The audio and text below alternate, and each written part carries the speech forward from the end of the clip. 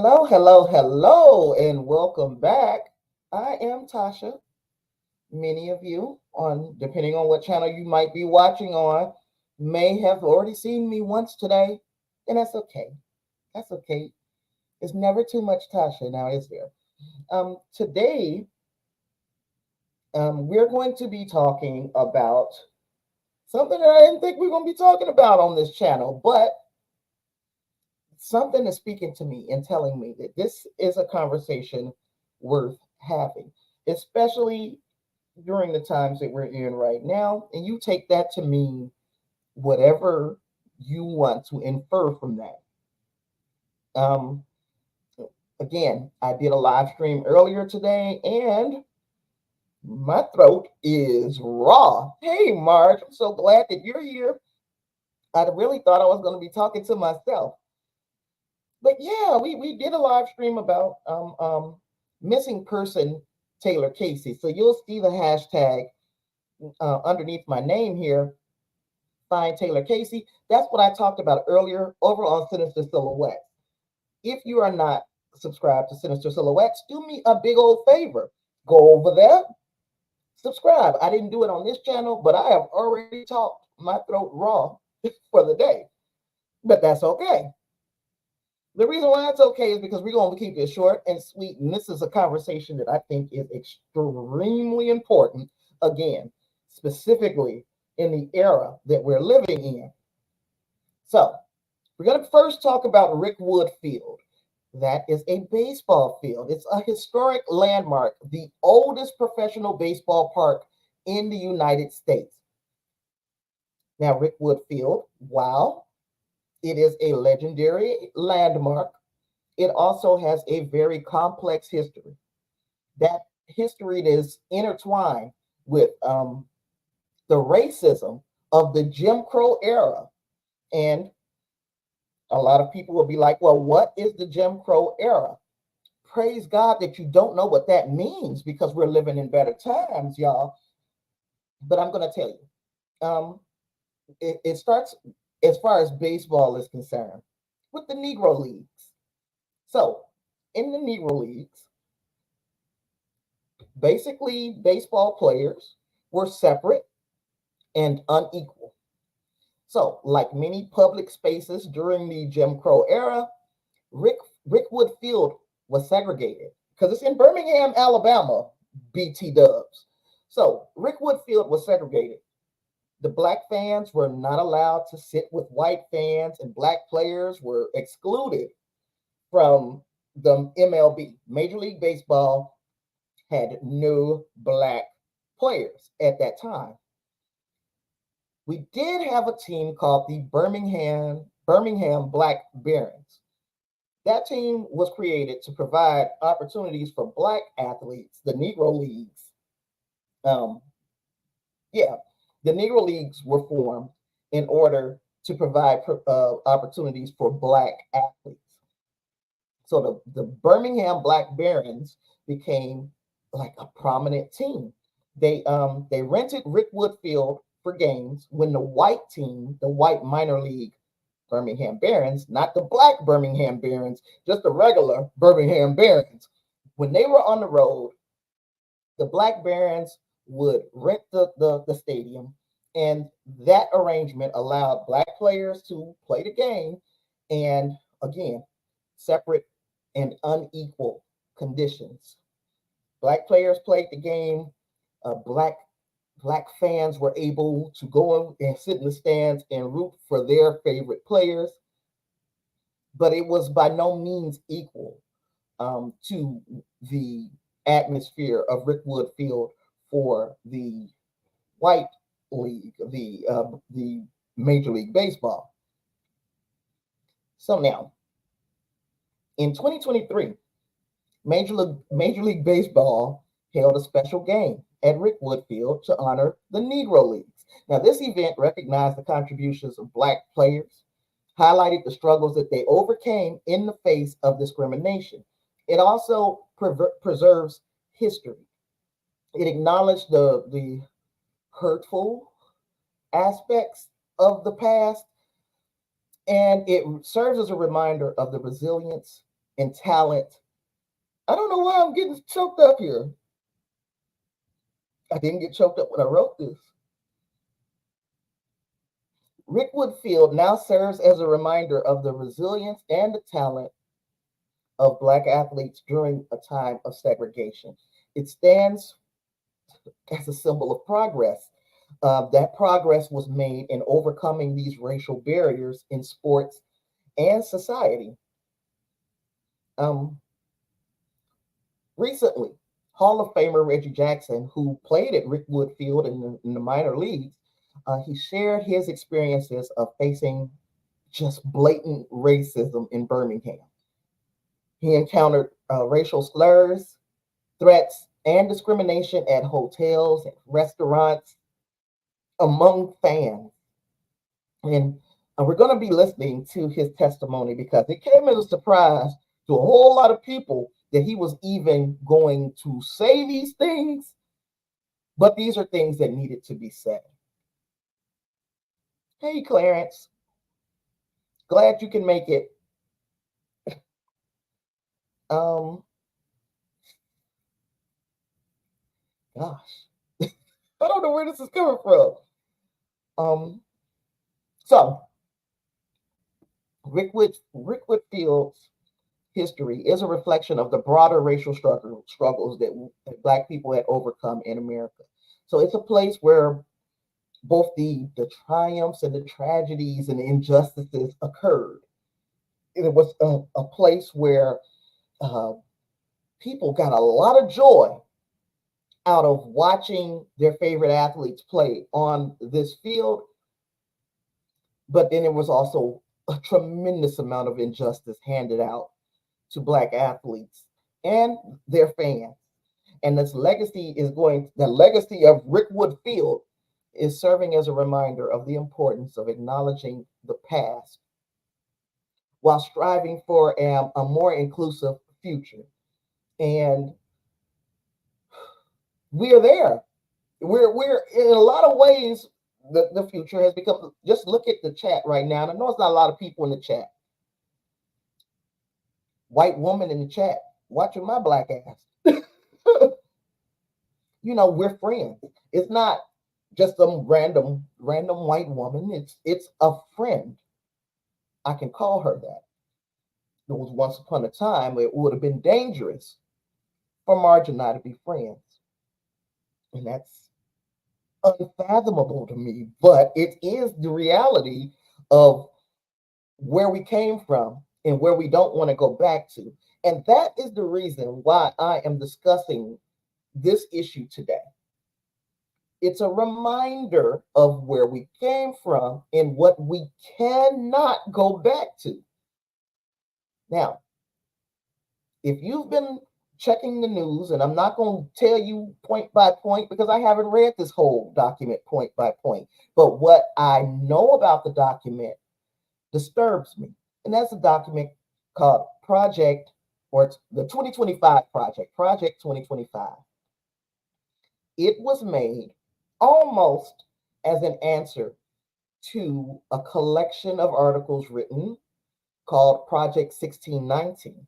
There was also a documentary on Netflix. It may still be available on Netflix, but there was also a documentary on Netflix, I believe, that talked about the 1619 Project.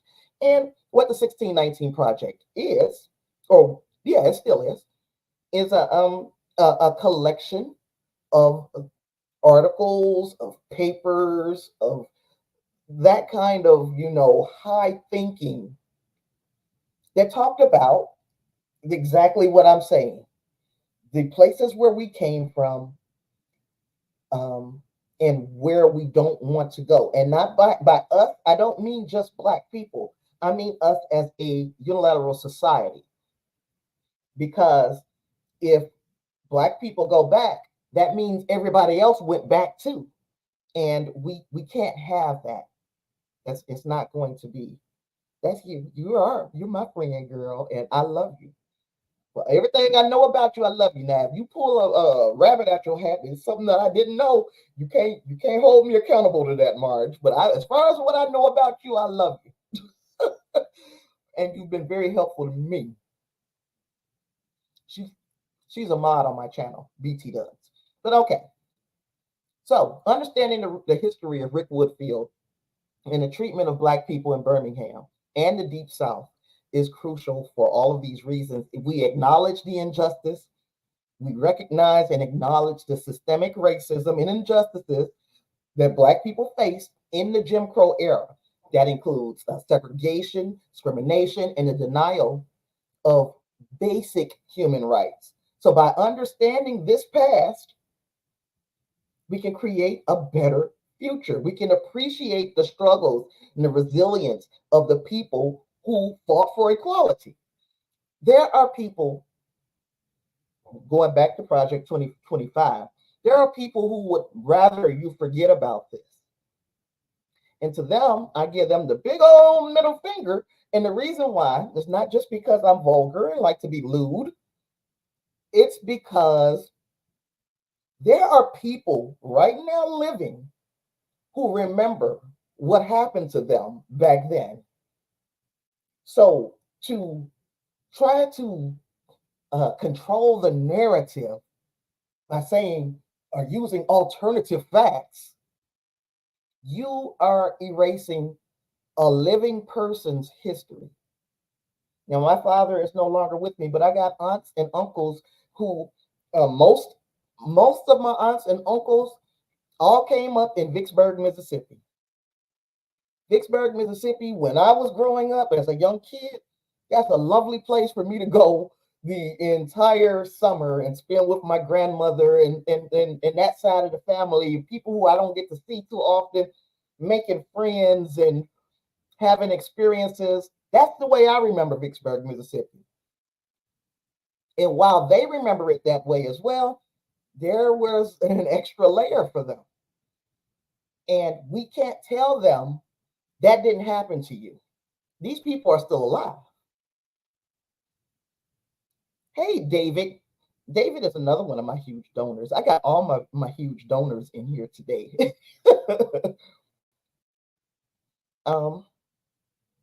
So history provides, I'm sorry, my throat is so raw. I got a cough drop in my mouth. Let me get rid of that. Okay. History provides valuable lessons, and by studying the past, we can identify these patterns of discrimination and oppression and work towards preventing them from recurring in the future. And this is why it's very important to not allow our history to be erased or to be revised. We need to know exactly what happened so that we can see it happening again and we can stop it. And let me tell you, this time it's not, I don't think it's drawn along color lines. I think it is drawn around the wealth gap, the haves and the have nots. So we are going to see a time now where we're definitely equal in what we don't have. And people that do have are aiming to keep it that way. So the history of Rickwood Field and the treatment of Black people serves as a reminder of the importance of fighting for social justice and equality. Because next time, it was the Native Americans, it was when the Italians came over, when the Germans came over, when the Irish came over, it was them. And it turns, everybody got a turn. Everybody got a turn. And next time might be yours. So let's just remember that history is there for a reason. And it is not there for us to decide, I don't like the way that looks. Let's color it a little differently. That's not up to us. Okay, so many Black athletes who played in the Negro Leagues, like those who played at Rickwood Field, never received the recognition they deserve due to racial segregation. Now, we have we can say now that a lot of their records and a lot of the things that they achieved on the field is being recognized because those statistics are now being added to the MLB statistics and they put them all together, and you are seeing a freaking kaleidoscope of people who affected the game of baseball, and learning their history is going to help us appreciate the contributions to the sport and their resilience to this adversity, because they were they were knocking it out the park.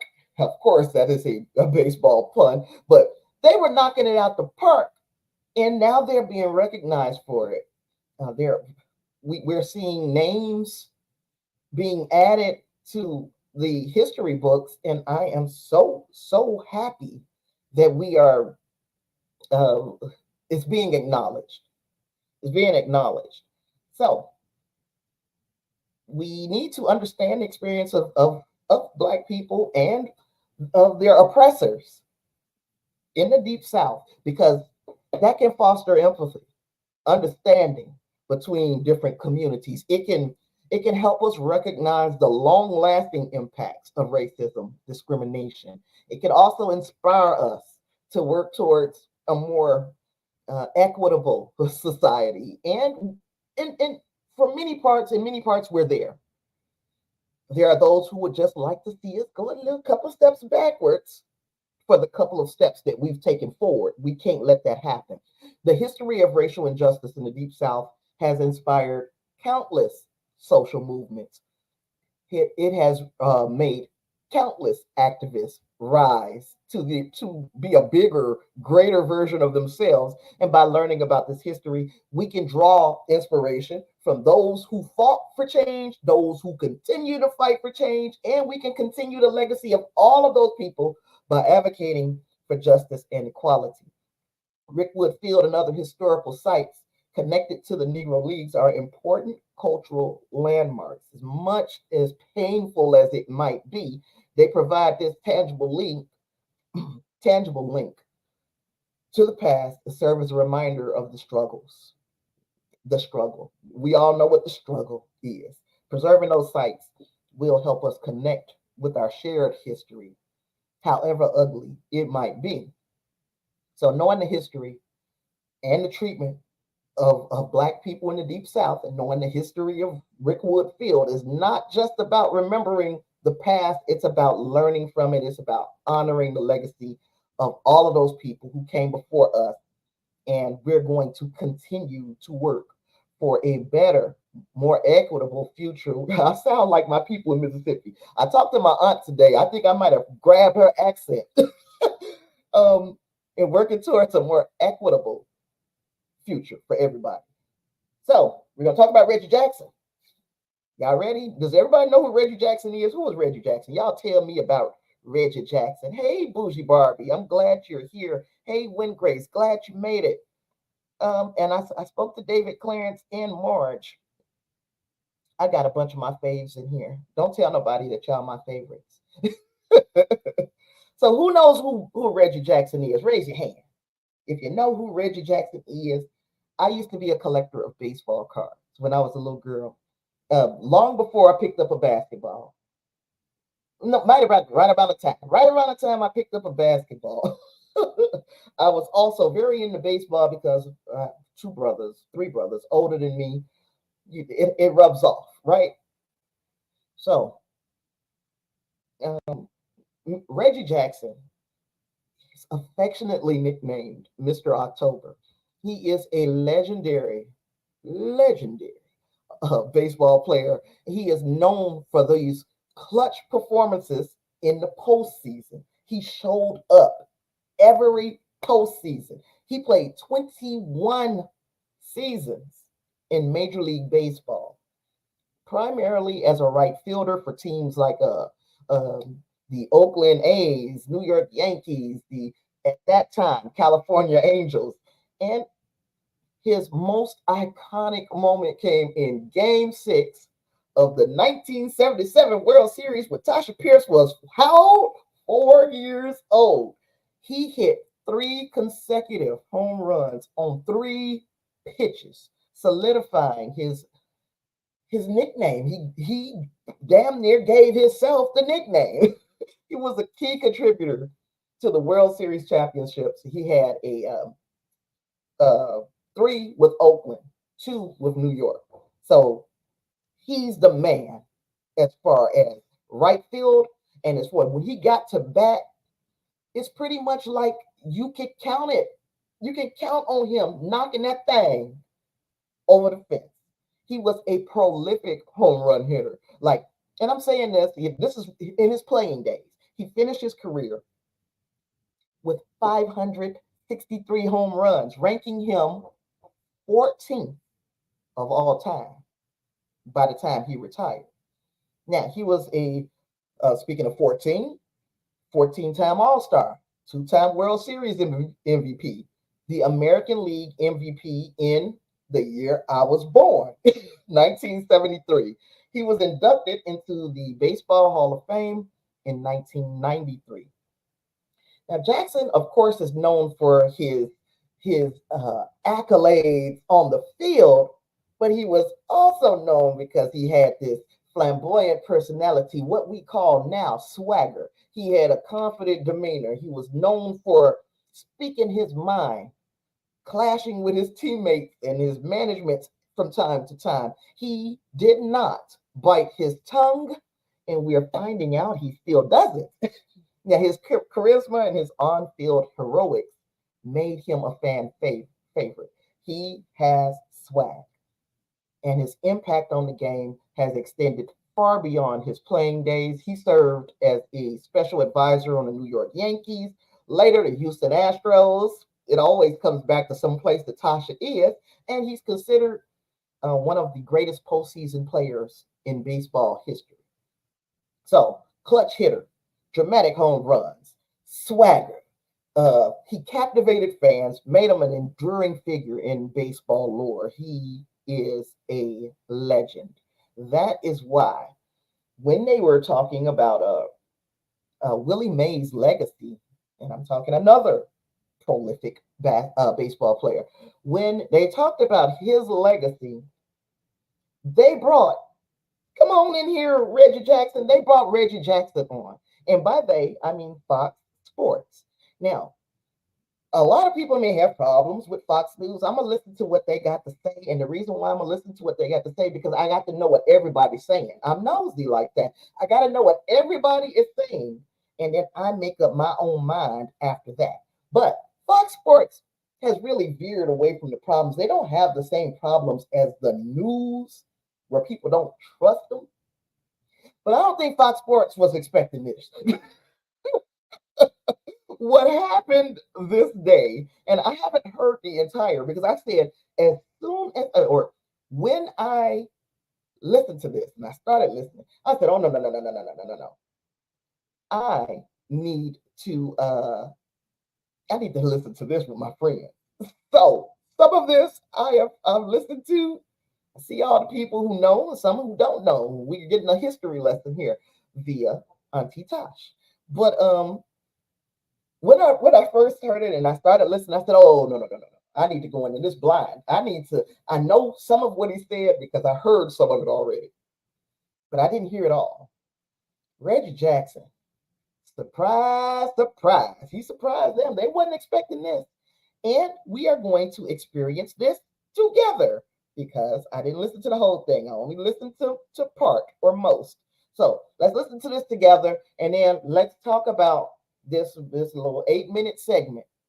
Let's talk about it on the other side. Y'all ready? Make sure that let me see. I'm gonna take one person, Marge, since you're in here and you're my mod. How about? Oh, I think David knew about Reggie Jackson too. I can't see, but Marge, let me know if you can hear this clip when I hit play here. Okay. That. Oh, they got it, baby. Wait till you hear. Just let me know if you hear this, Marge. You be my ears out there. Reggie Jackson joining us now. Reggie, great to see you. And on a night, on a week that we remember and honor Willie Mays, I just wanted to point out for maybe the non-baseball fan watching tonight, wanted to thank Barry Bonds for joining us because Willie was his godfather, and they were so close, and he was emotional. So it was hard for him to come up here and do that, and we appreciate that. Thought it was so great. But let's ask you, Reggie, just I know a little hard to hear here with. No, I'm sorry. Just another little piece of the puzzle is Willie Mays recently passed away. It's probably been a week now. Passed away. And I call myself a sports fan. I didn't know Willie Mays was still alive. Willie Mays was 93 years old when he passed. So this is why they're discussing Willie Mays. All right, now let's get back into it. And Barry Bonds, another prolific, thank you, Marge, another prolific baseball player, home run hitter, and cheat, but that's another story for another day. He was the godson of Willie Mays. So this is what they're discussing now. Now, I'm not going to interrupt again. I don't think. We'll see. All the music and noise going on. What did Willie Mays mean to you? Gosh, I think Willie Mays meant to me the same thing that he meant to most people. He was a Baryshnikov on the baseball field. As far as being given the most skills, you've got Babe Ruth, you've got Hank Aaron, you've got Lou Gehrig, you've got Barry Bonds, you've got Alex Rodriguez. These guys that were gifted all of these skills, but the guy that got the most skills, I believe, of anyone, run, throw, hit with power, defense, as well as baseball instincts. He had 6 rather than 5. Was really a special player. I think that he had a lot of things to say about the game, but at the time when Willie was playing, Hank Aaron was playing, the Willie McCoveys were playing, the Bob Gibsons were playing, they grew up in an era when you had to complain about the game or complain about society, you suppressed it. Today's player doesn't do that. Well, I tell you, Reggie's been. That statement alone, I know I said I wasn't going to stop, but I lied. That statement alone should have let them know he was about to go there.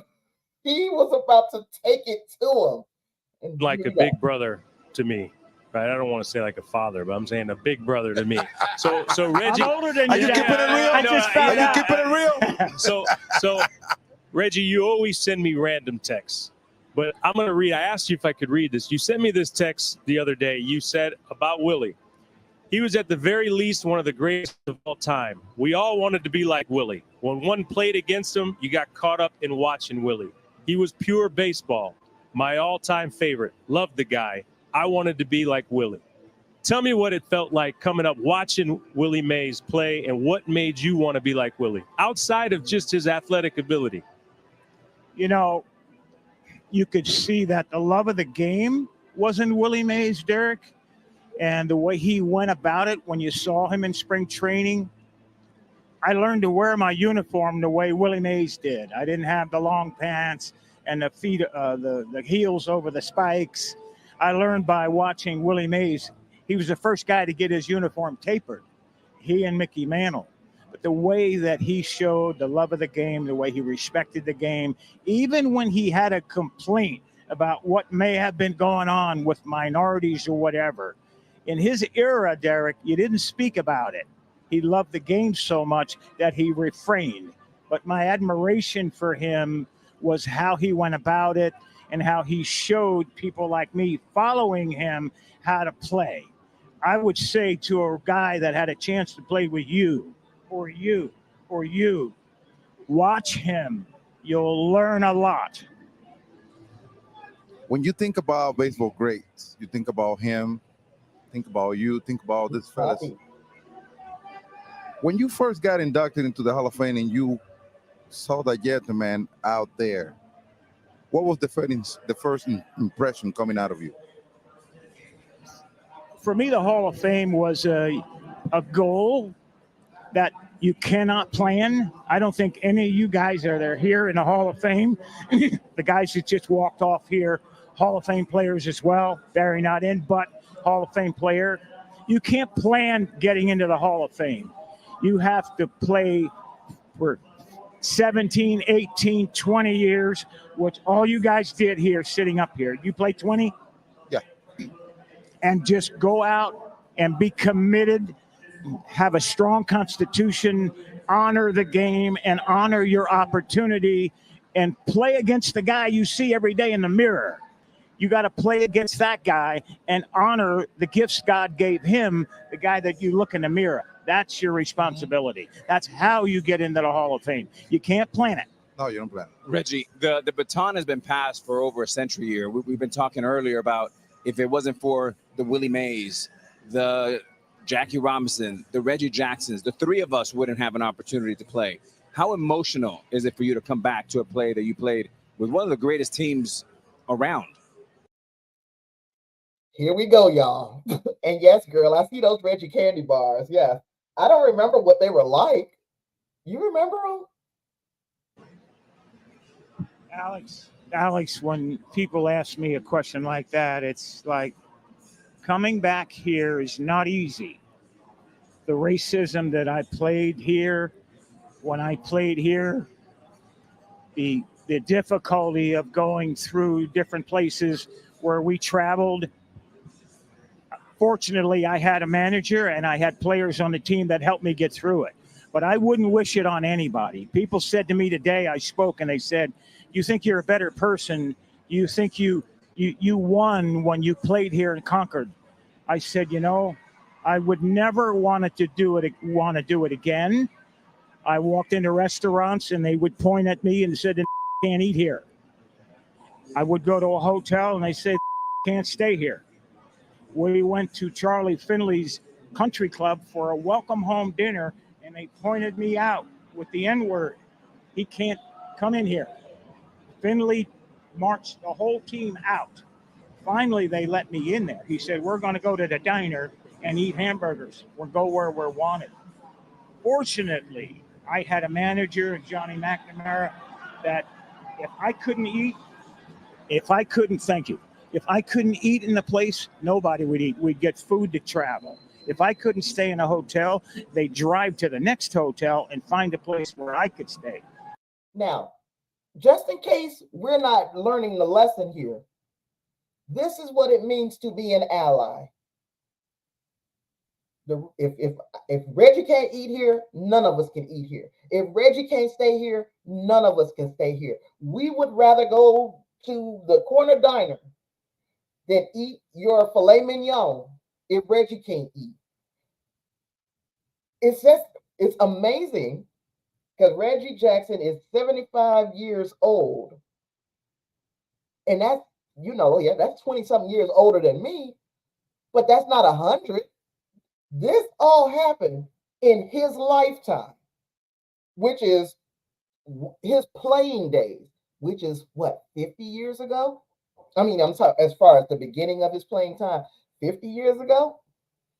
That to me tells us it's way too soon to be talking about writing an alternative history. This is reality for people his age and a lot of their children. Now, in some ways, we were masked from the racism that my parents faced as young people, as children. When we went down south, we got that pep talk. Even though things had changed, it hadn't changed enough. And that's in my lifetime. And I'm 51. So you mean to tell me that there was a certain set of rules for us living in Northwest Indiana, the Chicago area? There's a certain set of rules for us moving around down south. And I'm 50 years old. And you want us to change or to forget that shit happened? No. I'm gonna go ahead and let Reggie finish though, because he's not done.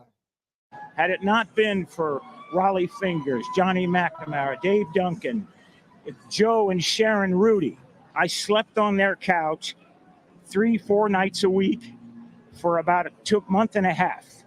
Finally, they were threatened that they would burn our apartment complex down unless I got out. I wouldn't wish it on anyone. The year I came here, Bull Connor was the sheriff the year before. And they took minor league baseball out of here because in 1963, the Klan murdered 4 black girls, children, in 11, 12, 14 years old at a church here and never got indicted. It was, they were from the Klan. Life magazine did a story on them like they were being honored. Now, you notice, okay, some people are there. We haven't seen the other broadcaster, and there's an air of uncomfortability because it's like we did not know Reggie was going to take it all the way here. But that's what I love about seniors. They don't have to have a filter anymore. They're not trying to punch your clock. I don't have to say what you want me to say anymore. I can say what I want. Now, if you don't want to hear what I'm going to say, don't invite me to on your platform because I might surprise you. And that is what Reggie Jackson did. Surprise! I wouldn't wish it on anyone. At the same time, had it not been for my white friends, had it not been for a white manager and Rudy Fingers and Duncan and Lee Myers, I would have never made it. I was too physically violent. I was ready to physically fight I'd have got killed here because I'd have beat someone's ass, and you'd have saw me in an oak tree somewhere. Reggie, Wow. Wait a minute. See, and Reggie ain't lying. He was a hothead. He spoke his mind even then, and that was very dangerous. So he did have to kind of manufacture a filter just to stay alive, because they were stringing people up back then for some of the stuff that Reggie Jackson is saying right now. And Fox thought he was gonna be a good old boy. He was gonna behave. No, he was like, I was gonna beat somebody's ass, and then they'd have strung me up in an oak tree. And I don't doubt him one bit. I don't doubt it. Bougie, you loving this too, girl? You hope he's on everyone's couch after that. Yeah. Now, I don't know his name, because even though I just talked really good about Fox Sports, I don't watch Fox Sports, not often, so I don't know his name. And if you know the white announcer's name, please let me know in the comments, because I don't know his name. But he cut into him what he's saying, because he's ready to move on. And it's not because he is racist or anything like that. He is uncomfortable because he knows what the audience is thinking. And the audience ain't thinking what they're thinking. They're entertained. The audience, a lot of the audience is entertained by it. But there are some who are so upset that he had the audacity to bring this up in Rickwood Field on the day we're supposed to be honoring Willie Mays. And I'm not 100% sure Willie Mays wouldn't have said the exact same shit that Reggie Jackson is saying. Okay, we've only got a few more seconds of this before we can really get into it. I can't even imagine. It's awful you had to go through that, but appreciate you sharing the rawness and the honesty of it with our audience. I mean, really, we love you, Reg. Yeah. Thank you. Quick history lesson right there. That's a great history lesson. Reggie Jackson telling us all about it, preaching. Wow, that's unbelievable. So, that was the interview. They shut that. Hey, it's time to get Reggie. Take him back to wherever he came from, the retirement home, wherever he came from. Take him on back, because they wasn't expecting that. He made it plain. He was going to be somebody's ass, and they would have strung him up in a tree. And right now we are so, and I don't find anything wrong with it. Now, don't think that I am downing us being so politically correct. There are some things, some places, some things you just don't say in some places. And there is nothing wrong with being politically correct. I'm starting to hate it, and I'm getting to be up in age. So there are things that I truly hate, like the language. And of course, it's social media language. It's content creator language. It's instead of saying sexual assault, which is what it is, if somebody sexually assaults somebody, we just say SA. That's not changing the fact, it's softer to somebody's ear, and it is in guaranteeing your paycheck, but it ain't real. SA is an essay. That's some shit that I write when the teacher tell me you got to write a 500-word essay on why you won't shut up in the class. That is an essay.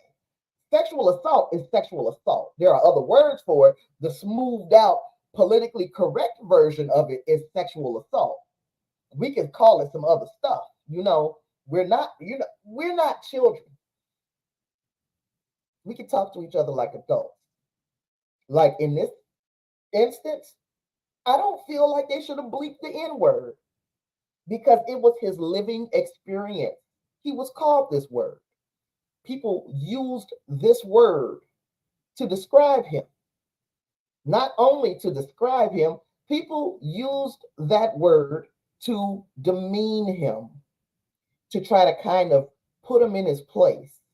And he should be able to say that word. If anybody should be able to say the word, it should be a person who is recounting what was said to them. Now, I'm not an advocate for going around calling each other that and all this. Can't say I've never done it. I've done it.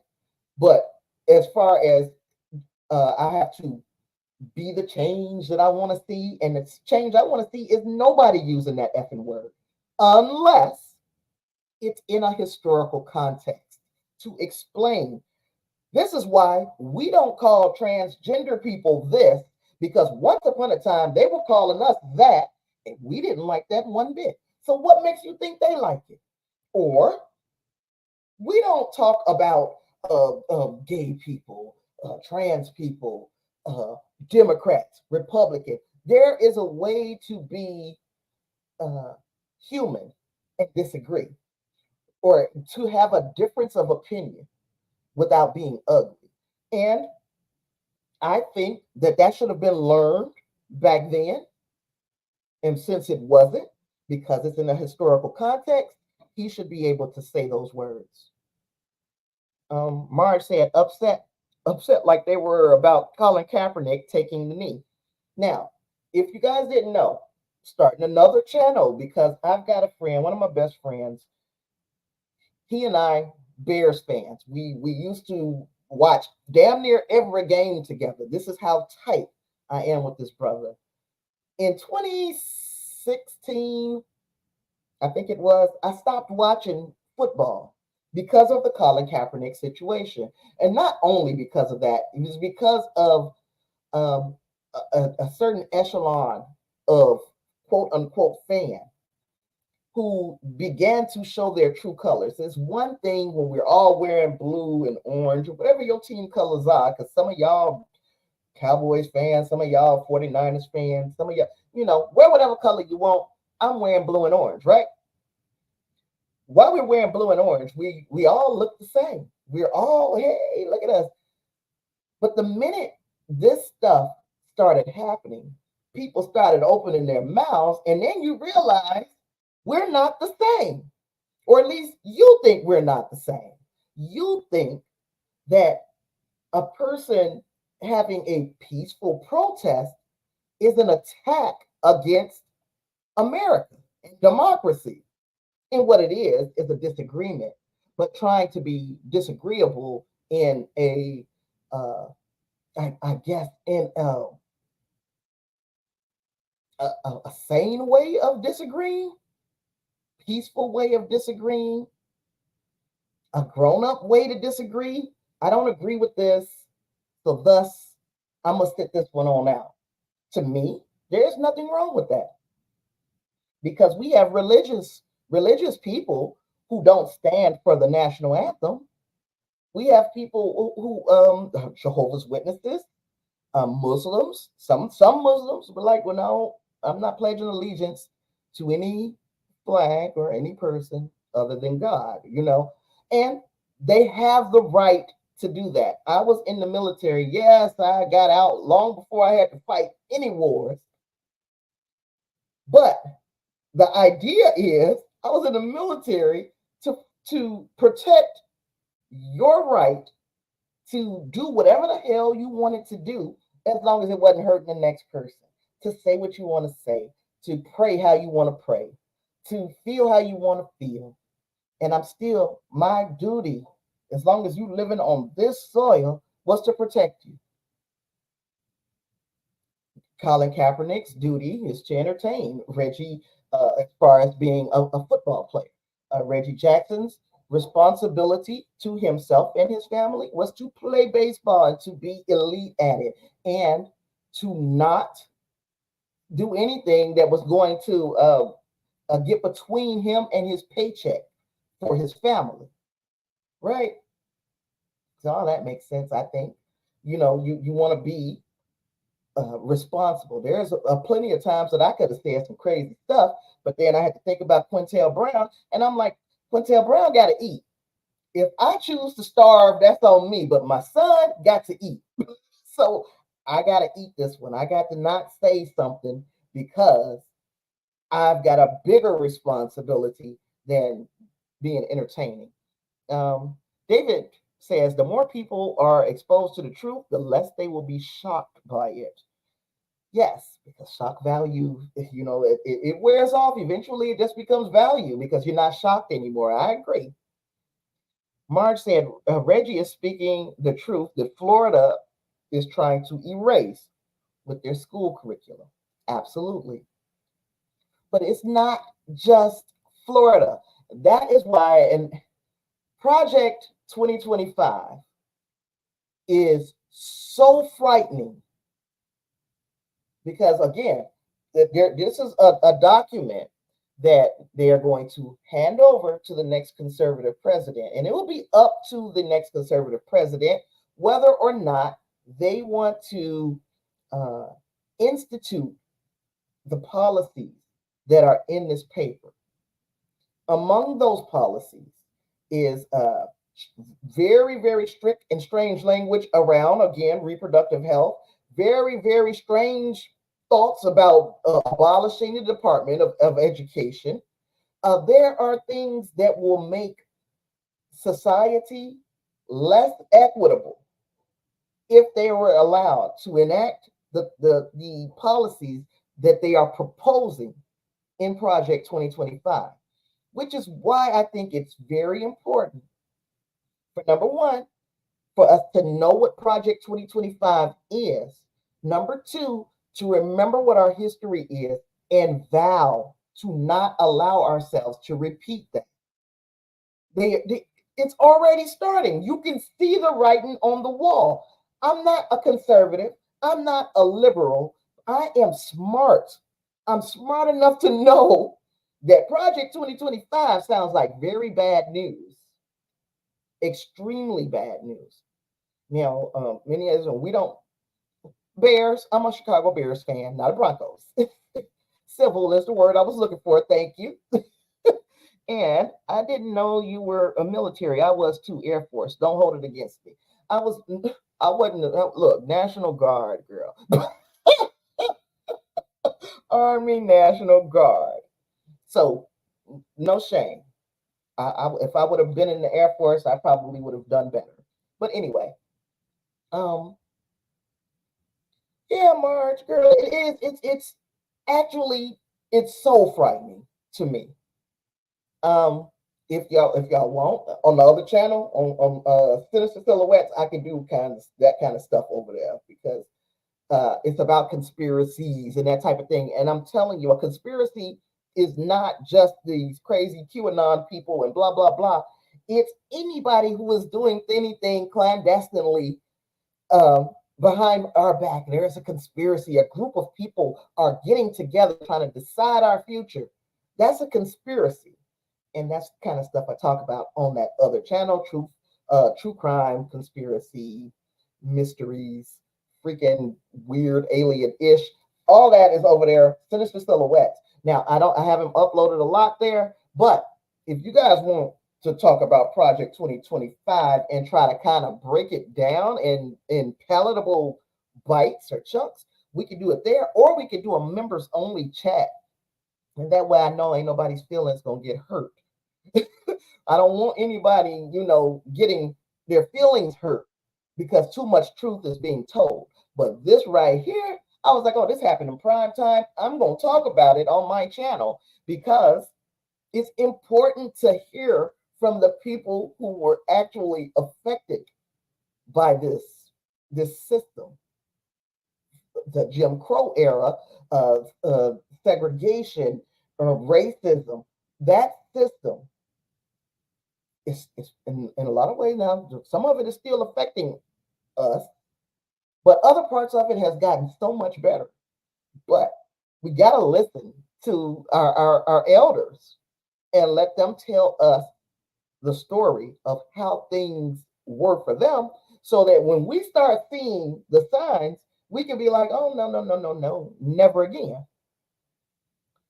The name of my other channel, I'm going to put it in the chat.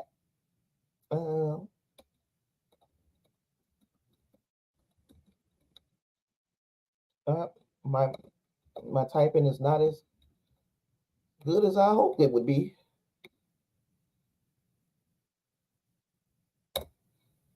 So the name of my other channel is now in the chat.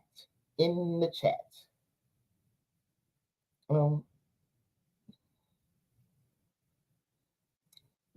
To get into the members only, because I'm just going to put it on YouTube as a members only chat. And the only way, you have to be a member. And I'm not trying to sell you anything, even though I do need money, but I'm not trying to sell you anything.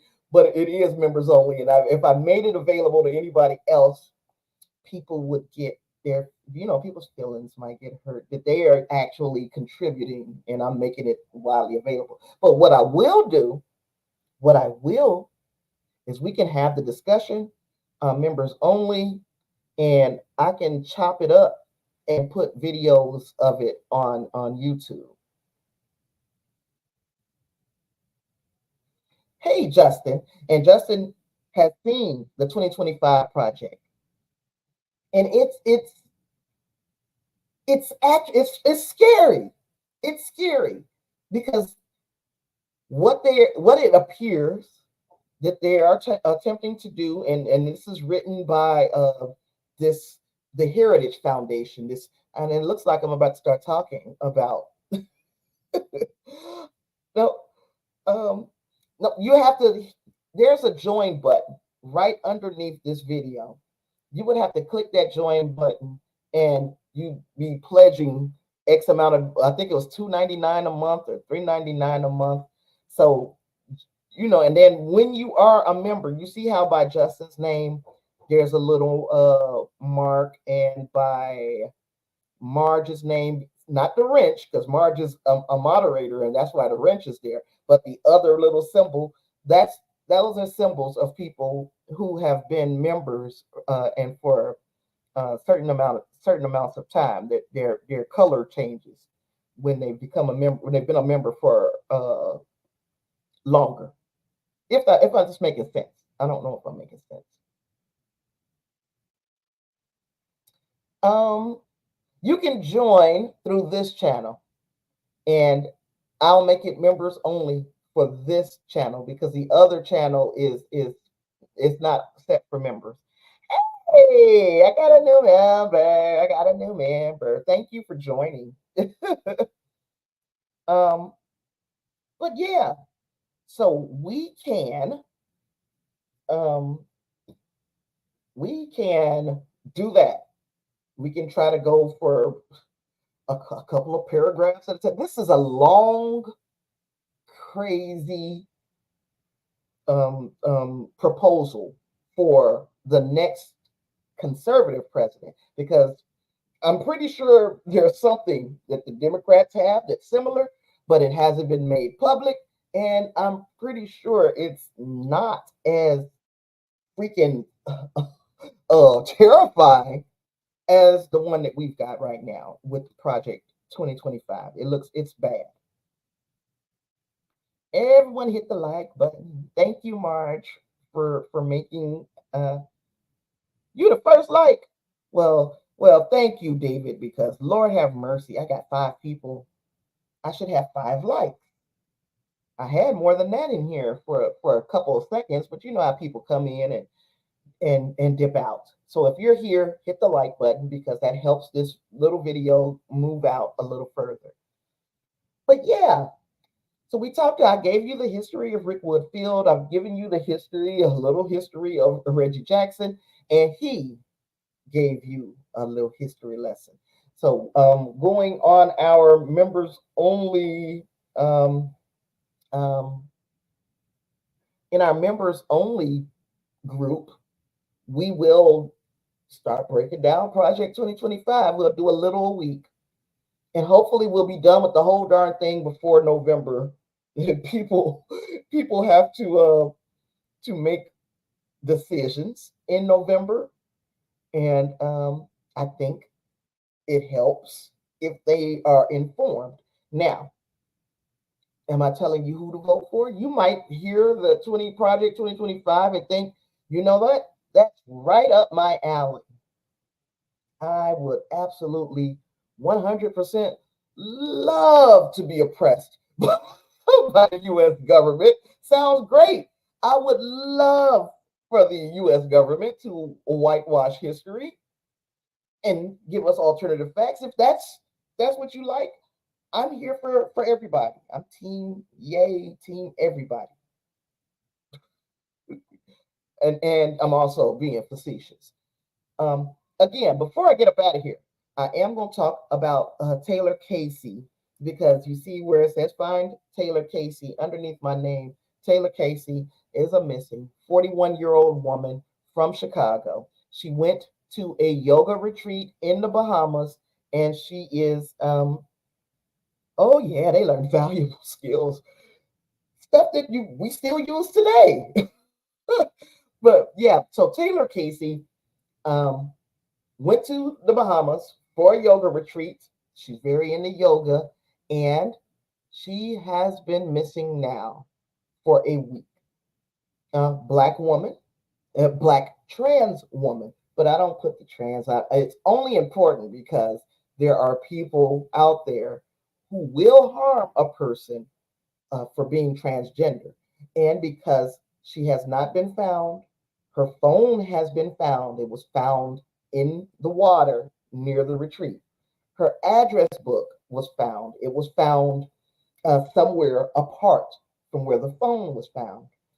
And there is a potential that there has been foul play or some type of horrible accident, but her family needs answers. And if you'd like to know more about that case, you can go again to Sinister Silhouettes. And I did a live stream right before this one. This is why my voice was all cracky. I talked about that for about an hour. Some of the things that we learned, some news reports, some of the things that we've learned from other people who were guests at the resort. And we just want this lady to come home. That's it. Her mama deserves answers. Her friends and family deserve answers. And we just want this woman to come home. And I've been very sensitive lately, and certain things that I read this, and it's the whole menopause thing. I think it's the menopause, but I was reading, or no, I was watching News Nation, and reporter Brian Enton was talking about it, and he was on the ground in the Bahamas, right outside of this resort.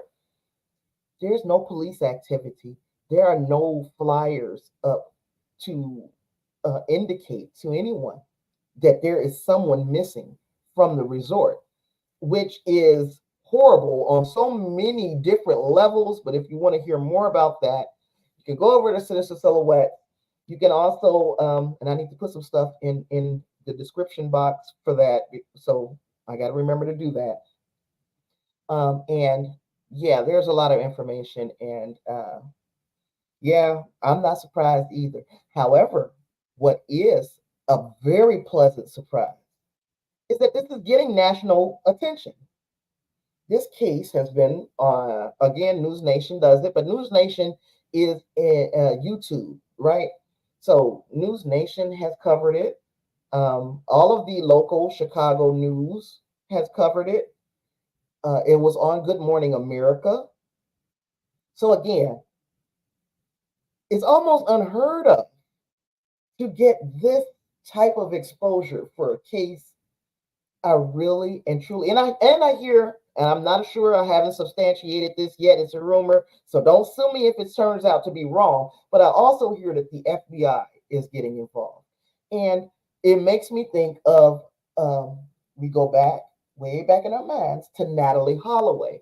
Remember, young girl, beautiful girl, went missing on a vacation to, oh gosh, Natalie Holloway. Where was the place?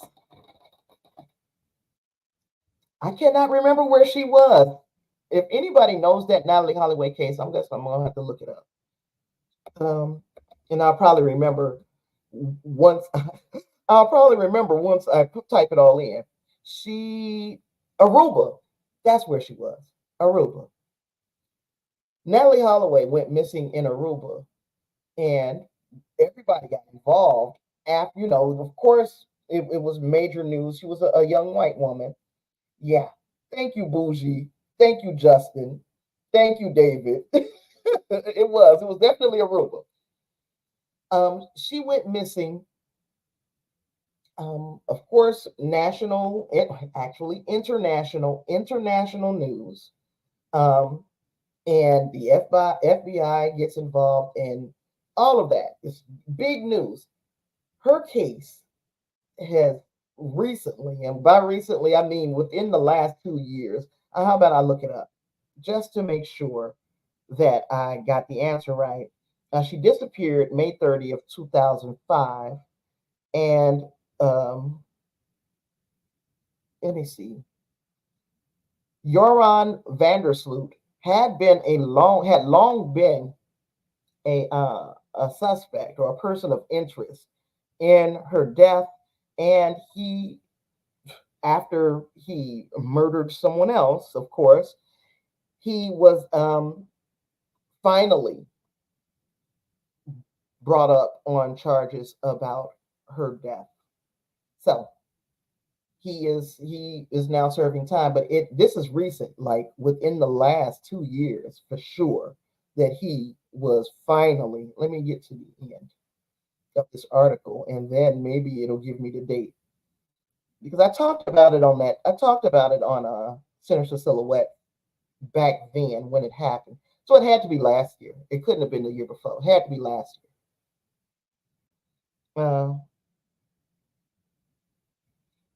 Her family had to put their own flyers up, and yeah, it's terrible. But you see that we finally, and it took almost 20 years to get some resolution for Natalie Natalie Holloway, and we truly hope that it does not take that long to get an answer for the family of Taylor Casey, whether she is still with us or not.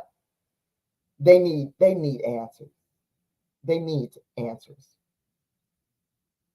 Yeah, he confessed finally in 2022 or early 2023. And Bougie, you're right, because the second lady that he killed, he did it on the anniversary of Natalie's death. How sick is that? Oh, and his buddies knew. Now, I didn't know about the buddies giving testimony, but yeah, they're 20 years too late. That family went through hell. In fact, he put them through hell, because he was like, if you give me X amount of money, I'll show you where her body is. And the mama is desperate for answers. So, of course, she gave him the money and he gave her nothing. So, not only did he take her baby from her, Then you basically robbed her later. That to me was just terrible, just a horrible case, and justice delayed for so long. I'm so glad that they finally got closure. Um, but closure, still your baby's gone. Your baby is gone. That's terrible. But yeah, degenerate. I didn't know he was a gambler too. Yes, I did. I did know he was a gambler, and he is an evil person. And I'm crossing my fingers that we get um, some type of answer soon for the Taylor Casey case. Um, I'm on this case because of the Chicago connection, because of the fact that she's LGBTQ. So of course she's going, already vulnerable, as Marge said, a vulnerable person. Um, Let me see. Bougie said, and I think it was suspected that he only confessed to not be extradited or something. I think he wants to stay near his own child. How selfish is that? I'm just so outdone. I want to be close to my kid. So I guess now I'll confess to tell I killed your kid so I can stay close to mine. How selfish is that?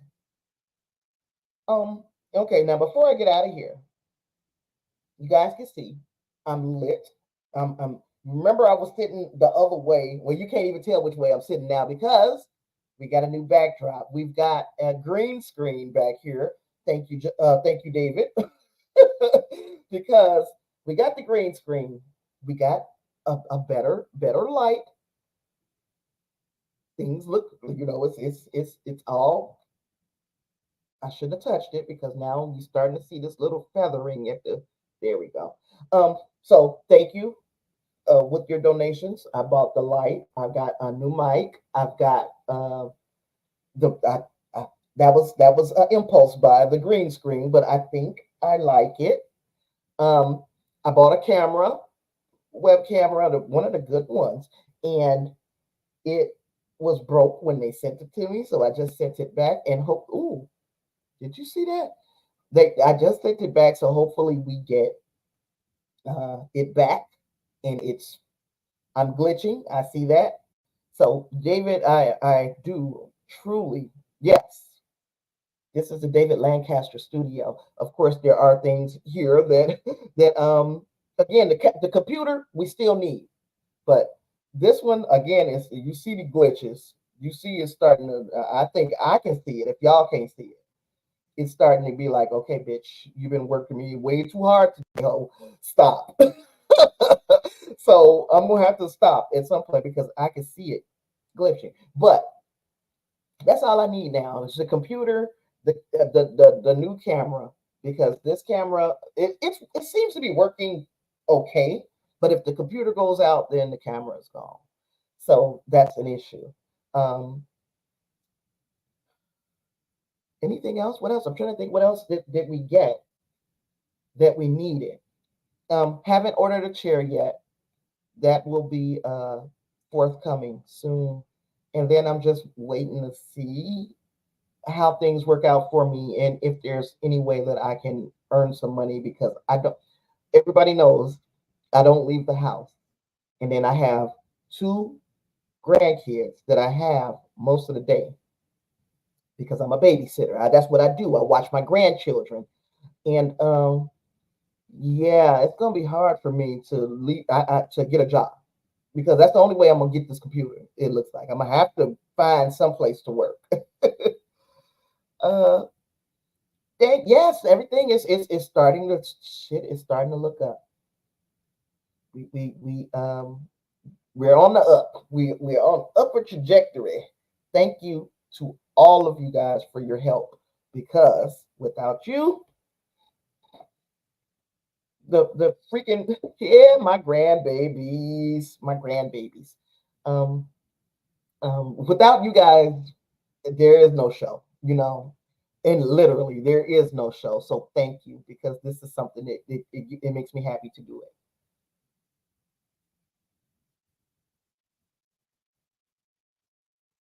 You said you was you were looking forward to that Batman video. It's not up. It should be up for members only. It's going to be up for members only, supposed to be, for a couple of days. Wait a minute now. Let me go and give it a check to see if the video is not up. It's not. I don't know why. Okay, let me go to content. It says checks still running. That's why. This video is currently members only and is scheduled to become public on July. So July 2nd is when everybody gets it. Why is it not? I don't know why it's not up. It said copyrighted. You're welcome. I had fun. I enjoyed talking about it with y'all. I'm stuck. Oh God, this is what's going on. It said copyrighted, and I took it down, and then I put it back up with the copyrighted material out because I had a little tiny clip, and when I say it was like 46 seconds of one of the Batman, of the intro of the Batman animated series. It was like 46 seconds. They hit it. So I was like, well, I could just take that out and, put something else there so that I don't have to lose everything on this video. So it's still saying checks are running. And I put this video up early today. Early, because I was like, I know I need to fix that. So hopefully within the next few hours here, I'm going to figure out why it's taking so long. Hopefully in the next few hours here, it'll be up, and then we can, then it can, go out to you guys, because I wanted you guys to see that as well. You see the Batman video?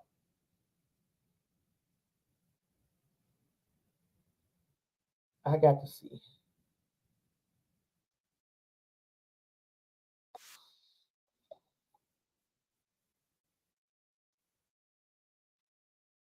All right.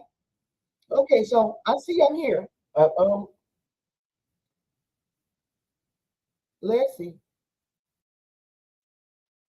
He talked about when That's it. Duke It's there. throwing his head into the ring to play the.